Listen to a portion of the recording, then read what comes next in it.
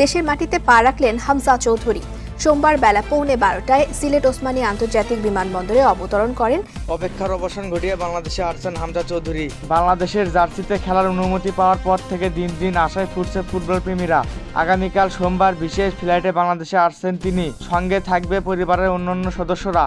সরাসরি ঢাকায় নয়, হামজা প্রথমে যাবেন গ্রামের বাড়িতে। সিলেটের হবিগঞ্জে বহুবল উপজেলার স্থানঘাটে হামজার বাবার বাড়ি। সিলেটের বিমানবন্দর থেকে সেখানে যাবেন বাংলাদেশের এই ফুটবলের নতুন তারকা। তার আগমন ঘিরে হবিগঞ্জে এখন সাজ রব।